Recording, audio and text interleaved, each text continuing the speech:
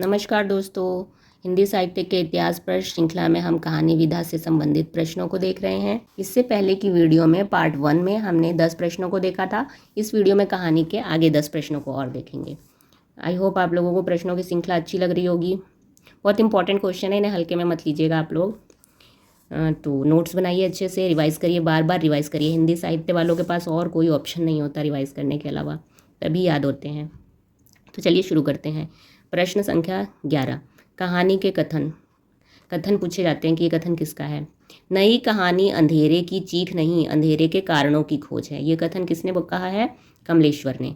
नई कहानी समकालीन विडंबनाओं को सग्रता के साथ ग्रहण करती है। ये कथन है शेखर जोशी का।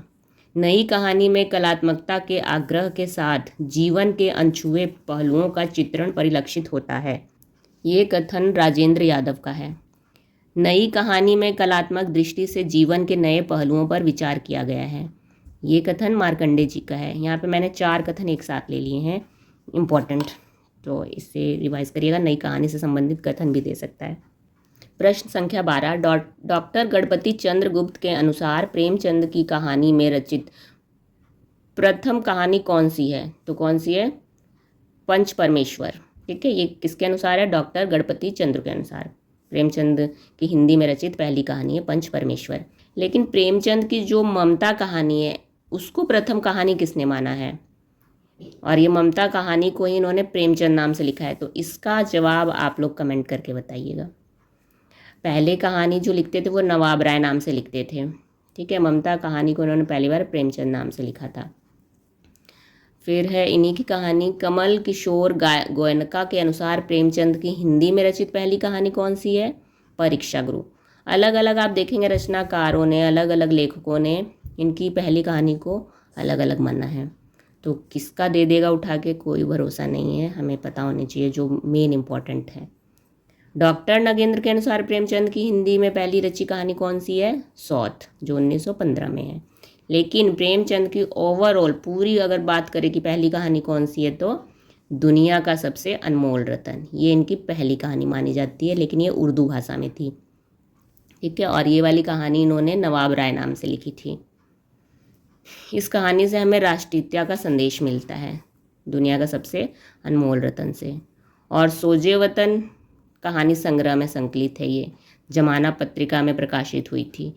और इसमें पात्र के नाम भी हैं जो इम्पोर्टेंट, दिल फिगार, दिल फरेब, काला चोर, ये सब है। तो इस कहानी से रिलेटेड जितने इम्पोर्टेंट क्वेश्चन बन सकते थे मैंने यहाँ लिख दिया है, आप लोग इसे नोट कर सकते हैं। वोल्गा से गंगा, ये कहानी संग्रह किसका है? तो ये राहुल सांकृत्यायन जी का है। कहानी को आख्यायिका किसने कहा है? श्याम सुंदर दास और शुक्ल जी दोनों ने कहा है। लेकिन प्रेमचंद्र जी क्या कहते थे? कहानी को कहानी कहते थे और गल्प भी कहते थे प्रेमचंद्र जी। जयशंकर प्रसाद और डॉक्टर गणपति चंद्र गुप्त ने कहानी ही कहा है, कहानी को। प्रश्न संख्या 15, कहानी जीवन की प्रतिछाया है और जीवन स्वयं एक अधूरी कहानी शिक्षा है जो उम्र भर मिलती और कभी समाप्त नहीं होती। ये कथन है अज्ञेय जी का। प्रश्न संख्या 16, गल्प एक ऐसी रचना है जिसमें जीवन के किसी एक अंग या मनोभाव को प्रदर्शित करना लेखक का उद्देश्य होता है। तो ये कथन है प्रेमचंद। और प्रेमचंद कहानी को गल्प भी कहते थे, तो इस कथन में गल्प आया है तो हम समझ सकते हैं कि ये प्रेमचंद जी का कथन है। प्रश्न संख्या 17, लक्ष्मी नारायण लाल के अनुसार हिंदी की प्रथम कहानी कौन सी है? पूरे हिंदी की प्रथम कहानी इन्होंने किसको माना है? 11 वर्ष का समय। और ये 11 वर्ष का समय कहानी लिखी किसने? शुक्ल जी की कहानी है ये। प्रश्न संख्या 18, प्रेमचंद की और भी कहानियों के नाम देखो। शतरंज के खिलाड़ी, बड़े घर की बेटी, पंच परमेश्वर, बूढ़ी काकी, ये सारी कहानियाँ प्रेमचंद जी की हैं। प्रश्न संख्या 19, प्रेमचंदोत्तर युग में कौन से कहानीकार थे? यशपाल, जैनेन्द्र, उपेंद्रनाथ हस्क, विष्णु प्रभाकर। प्रश्न संख्या 20, धर्म युद्ध किसका कहानी संग्रह है? तो ये है यशपाल का। तो आज इस वीडियो में हम लोग केवल 10 प्रश्न देखेंगे, यानी हमने कहानी विधा से संबंधित 20 प्रश्नों को देख लिया है। इस 20 ही नहीं, आप देख रहे होंगे कि बहुत क्वेश्चन बन जा रहे हैं बीच बीच में। तो ये बहुत इंपॉर्टेंट क्वेश्चन है सारा, आप लोग इसे नोट करिए। अब तो पीजीटी वालों के लिए अच्छा मौका भी है, दुखी मौका भी कह सकते हैं कि डेट आगे बढ़ा रहा है, गवर्नमेंट आगे ही बढ़ाती जा रही है डेट, तो टालते जा रहे हैं। लेकिन आप इसे पॉजिटिव वे में लीजिए, आपकी समय को और तैयारी मिल गई, बढ़िया तैयारी करिए, एक सीट फिक्स करिए, अपना 100% दीजिए। आशा करती हूँ आपको ये प्रश्नों की श्रृंखला अच्छी लग रही होगी, तो कृपया लाइक और सब्सक्राइब जरूर करिए। धन्यवाद।